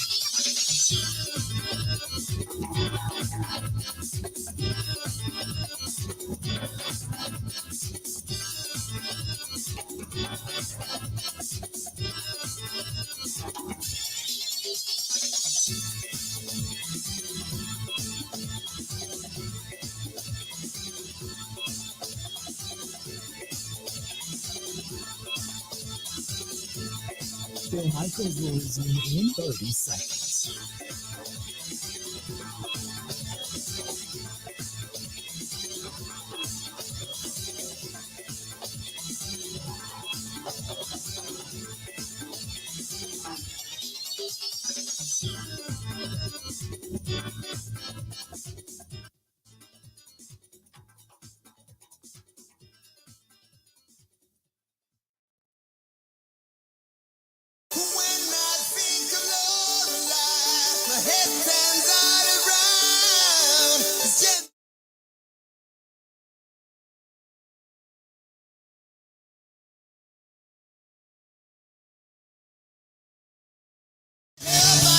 Good to have you back. It's the Bill Michaels Huddle. It's brought to you by our friends at Bud Light. We're at the Rue River Center. We're in Franklin, Wisconsin, which is where you can find us. And if you want to still swing on by, they have some Bud Light specials going on. In addition to that, they have bowling. They have a game center around here. They've got a banquet hall next door, which has got bags in it. They got all kinds of stuff happening over here. Mike Clemens alongside. I'm Bill Michaels. So we heard from Kevin Harlan. We've talked about the Packers ad nauseum almost. And I guess the next question is, no coaches have been let go as of right now. That we know of. It looks like they're going to kind of run it back. Matt LaFleur's talked about continuity and such. Goody, at his presser, seemed to distance himself from it a little bit. Said, I went to Mark, and we talked about this and this and this, and kind of like, I've got good players here. I think the players on the field are pretty good. So we're going to let the coaches coach them up and see what happens. Well, the only story that I've seen is a guy who covers the Denver Broncos for KOA, their flagship in Denver. He put out a message over the weekend that he had an NFL source that claimed that Jerry Gray, OG, as the players call him, the secondary coach for the Packers defense, was going to meet with Arthur Smith tomorrow in Atlanta about the defensive coordinator job for the Atlanta Falcons. I have not seen if D. Orlando Ledbetter, our guy down there that used to work in Wisconsin, if he's got any more information on that. Checking to see if there's any more reported about that. But that's been floated about. Don't know of any other coaches on the staff. By the way, is Jim Leonard got anything going on? Not that I know of. Ben, have you heard anything rumor wise? He had a college gig lined up. Yeah. No, nothing as of now. Nothing. I've seen Alabama, frankly, mentioned. Yeah. Nick Saban would bring him in. Yeah. So then, and if folks haven't heard this, could we play just a couple of these clips from Aaron Rodgers, what he had to say yesterday? There was number 2 there, where Aaron Rodgers was talking about, okay, what if the Packers tell you, Aaron, no, you know what? We want to rebuild. We want to get some more younger guys on this team, not these 6 veterans that you talked about. Are you still in? Listen, I don't think any team outside of maybe the Texans this year or something. There's a couple of teams maybe who might say, yeah, we're rebuilding. We finished down at the bottom of the league, and we're obviously we're going to start over. These teams who have new GM or head coach and they're drafting pretty high, they might admit that they're in some sort of rebuild, but not. Most teams in the middle of the pack aren't going to say, hey, we're going to rebuild. Unless we have a crazy cap situation. So, no GM or president's ever going to say, hey, we're rebuilding.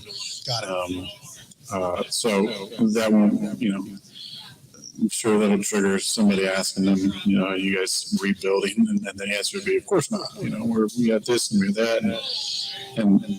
But it's a mindset, if they want to go younger and think Jordan's ready to go, then that might be the way they want to go. And if that's the case and I still want to play, then there's only one option, right? That's to play somewhere else. If it's not, and they, no, we still want you to play, and this and that, then it'd have to be, the right situation with the roster. It looks like we can win it all, because there's no point in coming back if you don't think you can win it all. No point in coming back if you don't think you can win it all. What do you make of that? Yeah, he does want to go through, 6 and 11 or something like that, so that they can be a great team in 2 or 3 years. Right. Quickly, then, just one other thing I thought it was important when he said, would you be open to playing for another team, or would that never happen now? I think when you say never, things happen that you say never to. So when I came back from the combine in 2005, they said, how was it? And I said, man, it was so much fun, except for the 5 a.m.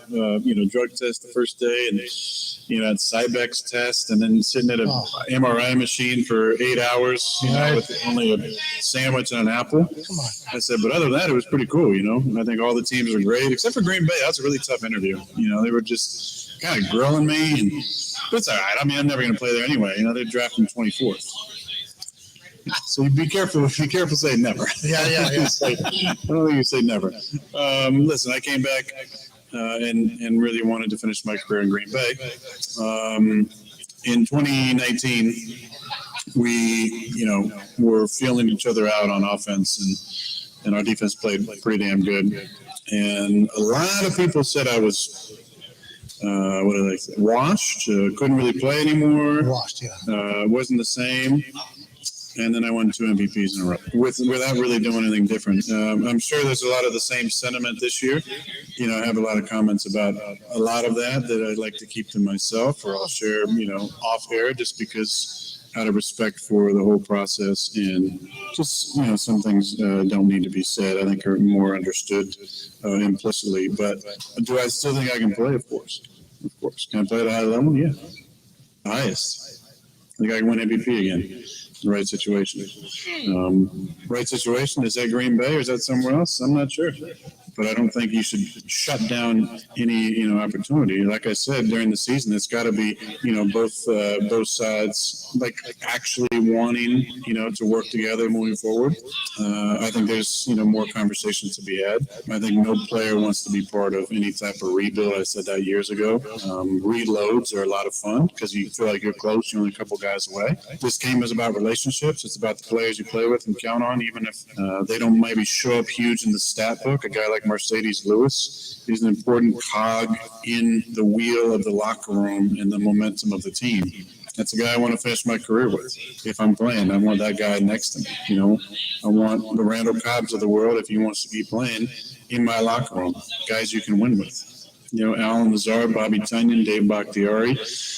There's a lot of interesting names that we'll see, you know, their desire to re-sign these certain guys who are glue guys in the locker room will be an interesting conversation to be had. So there you go. It goes through the list of names. Their desire, meaning Brian Gutekunst and the Packers' desire to sign these guys, will be an interesting conversation. So It's a standoff. yeah, it shouldn't be. No, It shouldn't be. he should just say, you know, give me some guys. Yeah. You know, and maybe run a couple of past them. But you know, he needs to stop worrying about his friends and start looking for weapons. I've said all along, I would, if I'm Goody, I find him in a month. Let him go away. Find him in a month. Go wherever he's at. Sit down and say, how you feeling? Good? Yeah. Still feeling MVP? Yeah, Good? you want to be a player, period. You want to be a player. If you are, not to say money's an object, but it's $60 million. We expect a return on the investment. Here's what I want you to do. Come up here and look at some of these wide receivers that we've been studying on film. Right. I want to look at that. I want your input. I want to know what you like. I want to know what you don't like. I want you to talk about the offensive lineman, who we may be able to get, what guy does what, you know, take a look. Feel like he has an input, some ownership. Get him excited, Yep. and frankly, take away the excuses. Yeah. And then that's exactly what I would do. And then say, we got 2 years to run this thing back. Let's do it. And that's where I'm at. Beyond that, I don't want to hear out the what if and all that kind of crap. All the other stuff can go out the window. When we come back, we'll start to talk about the rest of the teams in the divisional round of the weekend coming up. Stay tuned. We are broadcasting live at the Root River Center. We're here in Franklin, Wisconsin. Mike Clemens and I hanging out tonight. Stay tuned. We got a whole lot more. The Bill Michaels Huddle, 2 more segments yet to go, and our picks coming up for the weekend as well, right after this. This is the Huddle with Bill Michaels on the Wisconsin Sports Zone Network.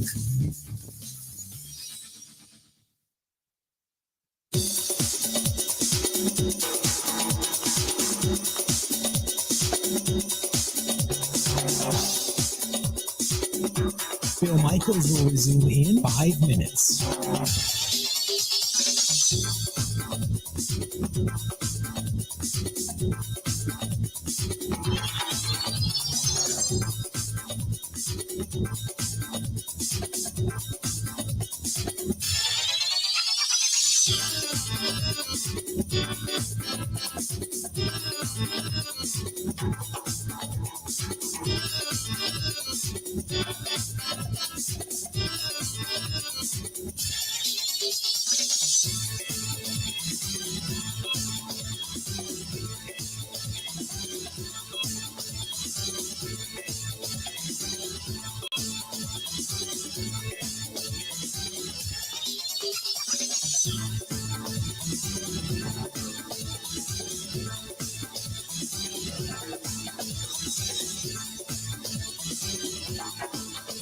Bill Michaels will resume in 4 minutes.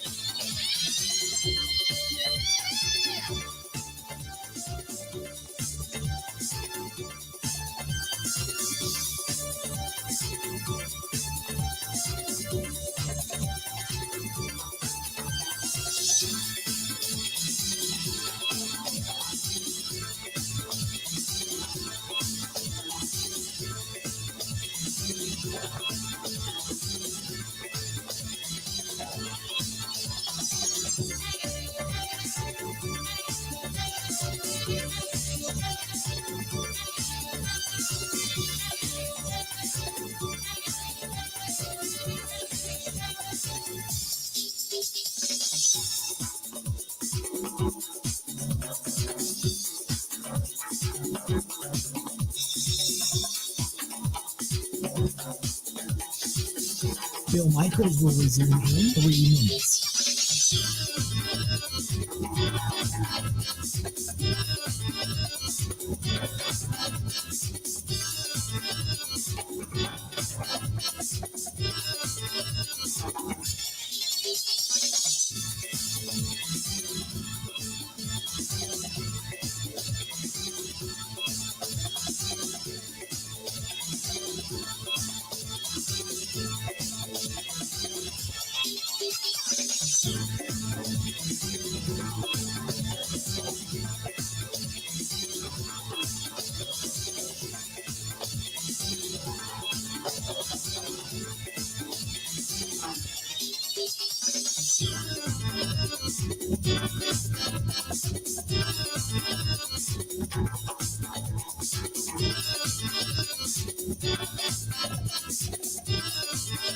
Bill Michaels will resume in 2 minutes.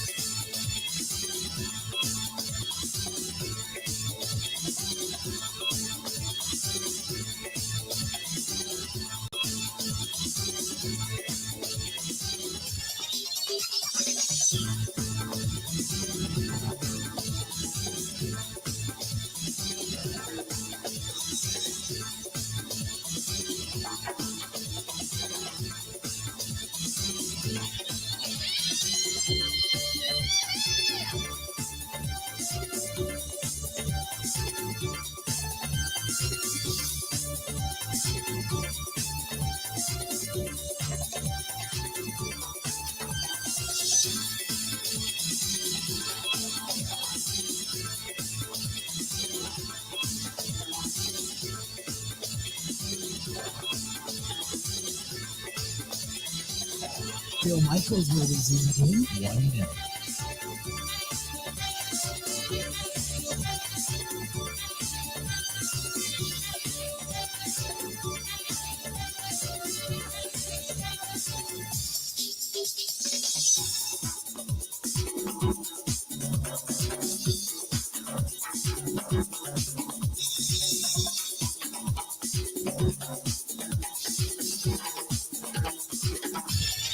Bill Michaels will resume in 30 seconds.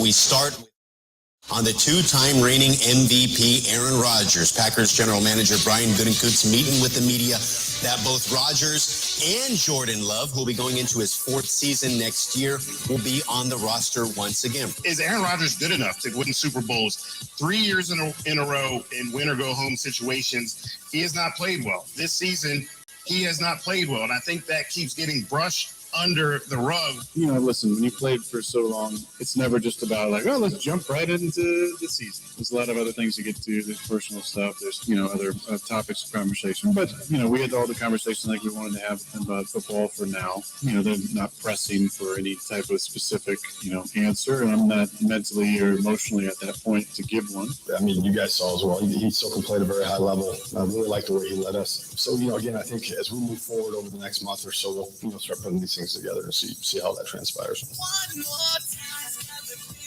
Welcome back to the program. It's the Bill Michaels Huddle. We are broadcasting live. We are in at Root River Center. We're here in Franklin, Wisconsin, honestly, and it's Mike Clemens alongside. It's kind of nice to have the round table back together again. Next week, don't forget, we're going to be at the New Berlin Ale House in New Berlin.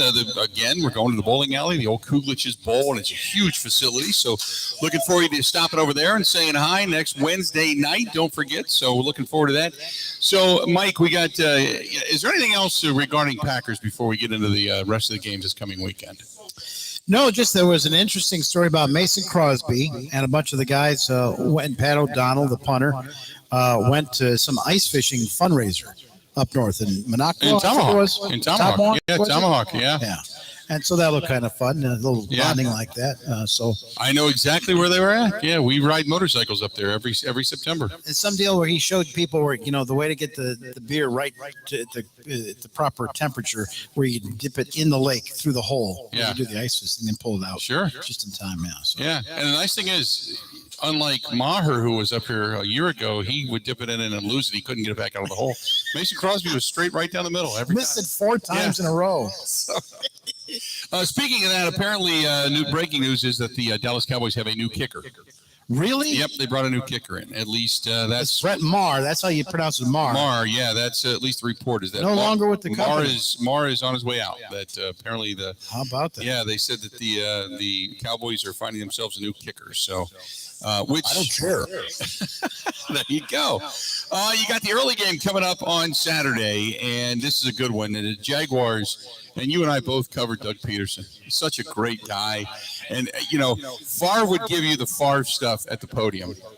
and talk. And you'd ask 2 questions, and Favre would ask his own questions after that. You Right. know, do I enjoy this? Well, sure I do. And then he'd go off and wherever he wanted to go with it. And then you go into the locker room, and there's Doug Peterson sitting in his locker, and then you'd ask him, and he would tell you about Brett going hunting, and what the offense was, what the play call was, and no, they didn't see this, and Brett laughed about that, and so. Well, Aaron Rodgers has got his Mercedes Lewis, and Brett Favre had his backup quarterback. Yeah. Craig Nall was another one. Yep. And there was one day we came in, and they just let the media into the locker room, and there's this terrible smell. And it's almost like, do we need to pull a fire alarm or call 911? What's going on? And then he rolled his eyes. Oh, jeez. And I realized it was a stink bomb. Yeah. And then there was guys running out of the bathrooms over by the showers. And I go, well, what is that? And I looked at Craig Nall, and I said, well, what's going on? And he goes, who's the biggest kid on the team? Right. Oh, yeah. Yeah. Well, that's like the story that it's 36-year-old Brett Favre finding stink dropped bombs. that on John Madden, and Madden almost died. Yeah. After he had an allergic reaction to the stink bomb. In a production meeting, yeah. So, but we're all rooting for Doug Peterson. I think it's a great story with Andy Reid, who Doug Peterson was Andy Reid's protege. But I just, as much as I want to say Doug Peterson's got the touch and they're going to roll to a Super Bowl, I just think this is the week where the wheels come off. Obviously, I think that they really have. Isn't it amazing, though, that they pick up MVS? They pick up Juju Smith-Schuster. They have Travis Kelce. And they lose Tyreek Hill. Yeah. And here we are again. Yeah. No. And, I keep on waiting to hear MVS's name called. I think he got $10 million this year. Yeah. And, Mahomes is like, he's maybe my 4th or 5th choice. He's the downfield guy. Every now and then he'll throw the ball deep, and he's the guy that. To go from this Urban Meyer nonsense in Jacksonville last year to a team that had no expectations, and they hired Doug Peterson, who'd been on the beach a couple years after he was, I thought, unfairly fired from the Philadelphia Eagles. And then at the end of training camp, there was this big kid, young from the Wisconsin Badgers, Cole Van Lanen, backup offensive tackle who he's got another couple more years before he gets ready. And he's the one that told the story. He said, we live so close to Lambeau Field that my dad couldn't afford tickets, but we'd watch the game on TV, and he'd open the windows to our living room so we could hear the crowd cheering. Okay. Yeah. And he gets drafted by the Packers, but they're too deep at offensive line. So they trade him to Doug Peterson and Jacksonville Jaguars. Hey, we'll make sure the kid gets a job. He's now a backup right tackle on a team in the playoffs. Yeah. I mean, when they traded him to Jacksonville, they thought, they can't do any harm there. Yeah, right. Yeah. And look at him. He's in the damn playoffs. So that's a successful season for the Jaguars and Doug, but there's just no way I see the Kansas City Chiefs ending their season at Arrowhead this Kansas City 8.5-point favorites going into this one. You've got the Chiefs. I've got the Chiefs. I will say this. I think the Jaguars cover. I just got this feeling that the Jaguars cover in this one. Ben, who you got in this one coming up? No, it's a good opinion. They're a good team to bet on. They've been very profitable over the last 3-4 months. I do think there's something to be said about using magic maybe too early, right? Like we see the Minneapolis Miracle. The Vikings go the next week. They lose by 31 in Philadelphia. So they kind of use their magic to come back from 27. I don't think there's any way they win, but I do think they'll fight and keep it close enough to cover. Then coming up, the late game. Great learning experience for Trevor Lawrence. Yes, it was. It was. It will be this weekend. And that's the guy that we all figured we'd see in his first year. Yeah. So and now that he's got a real quarterbacks guy there. Now you got the Giants, the late game, Giants and Eagles. There is not a bad game on the docket this weekend, by the way. Giants and Eagles. Giants, after winning magically in Minnesota, knocking the Vikings out. Now they got a tougher defense. Jalen Hurts coming back. Jalen Hurts says, regardless, I'm going to play. We don't know what the shoulder is going to be, but the Giants are going to get after him. But will he have much rust or still pain, or how hurt is he? I don't know. But Daniel Jones willed that team to a win up in Minneapolis. They just couldn't throw the ball a lot when it mattered the most. They finally got the ball into the end zone and got a field goal, but I think the Eagles get the win. I think the Giants keep it close. I don't think the Eagles win by more than a 7.5-point spread. I'm taking the Eagles to win, the Giants to cover. Yeah, the Giants have learned a lot, and Brian Dable, man, I mean, he had that Statue of Liberty play against the Vikings. where Dan Jones has got the empty passing hand, and then does the backhanded handoff. They had to work on that, man. That was perfect. Yes. A little behind the back dish. So a little bit of trickeration, but for the most part, they are so straight ahead. They are so much good about execution, and just lining up, and they just rolled over the Vikings. And I'm not a fan of these running quarterbacks. Look at Jalen Hurts; he got hurt. Justin Fields in Chicago. I'm surprised he didn't end up on IR with all the shots that he took. Yeah, all these running quarterbacks. But that's what's going on right now. Josh Allen. And so Dan Jones is as big. When you get down to the field, he's as big as Josh Allen. He's a tall guy. Yeah. Big guy. I don't know about this. Philadelphia 7-point favorites because they're at home. It's probably because they're just so much probably deeper on the defensive side, whereas the Giants have got a bunch of backups still in that secondary. But, Wink Martindale, man, he's dialed up some great stuff to shut down Kirk Cousins. I think it's closer than 7 points, but I guess I got to lean toward the Eagles winning at home. Michael? Or Ben, I should say? I think the Eagles win running away, and that's not a biased eye. Genuinely, I just don't think the Giants are good. Towards down the stretch of the season, take away the game, they sat all their starters last week of the year. They were a sub-500 team over the last 2 months. Remember, they started really hot, and then I don't know. I'm not sold on Daniel Jones. They're just not very talented. So it's a good coaching job, but eventually when you're playing on the road and a night game in that kind of atmosphere against that kind of roster on both sides of the ball, I just don't think they have close to enough to keep it close. Will the Eagles cover? Will the Eagles run more? Will Jalen Hurts stay back in the pocket more to protect his shoulder and to save himself for the Super Bowl? Is he going to run outside again, or is he sort of learned his lesson? What do you think, Ben? I don't think they can because it's what got them there. The whole reason they're up the middle between the tackle run game works is because of the threat of Hurts. They open up so much space just because Hurts can take off. So if they drop him back and totally eliminate that, then that's when you see the offense not work. So they just have to go with what got them there. It's his shoulder that's hurt. It's not even his leg, right? So if he does get rolled up on, it's not as if that's re-aggravating an ankle.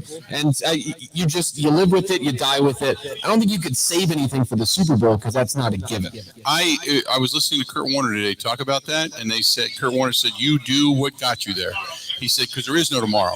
If you start holding stuff back or trying to think that you're going to hang on for next week, then all of a sudden you're beat, and then you hung on to nothing. He said, you let it all hang out and you go for the win. So I would assume that's what they're going to do. When we come back, we got 2 more games to get to, both of them on Sunday. Stay tuned. Final segment of the Bill Michaels Huddle coming up, brought to you by our friends at Bud Light. We'll be back right after this. This is the Huddle with Bill Michaels on the Wisconsin Sports Zone Network.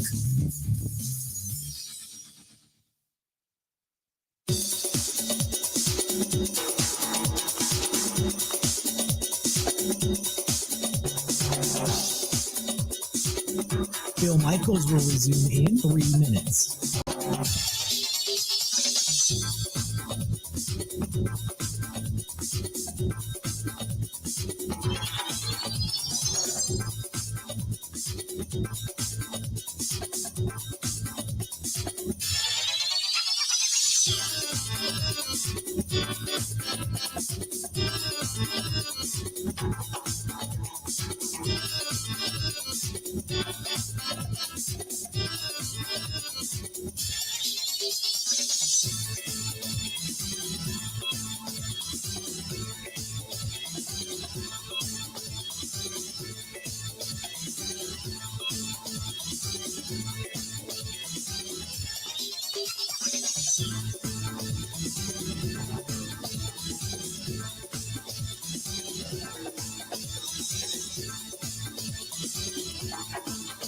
Bill Michaels will resume in 2 minutes.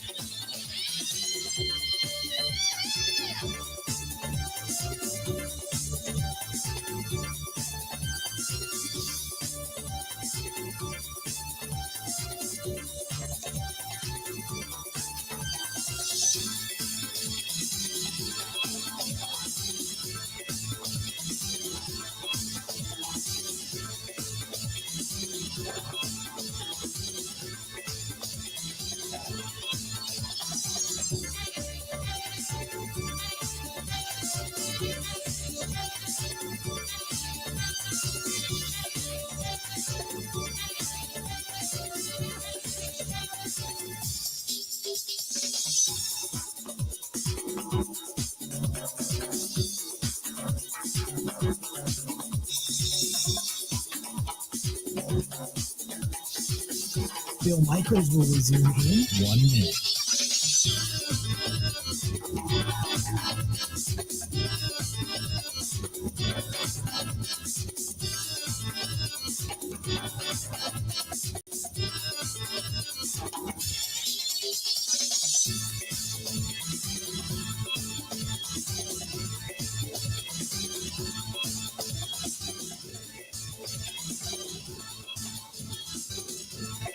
Bill Michaels will resume in 30 seconds.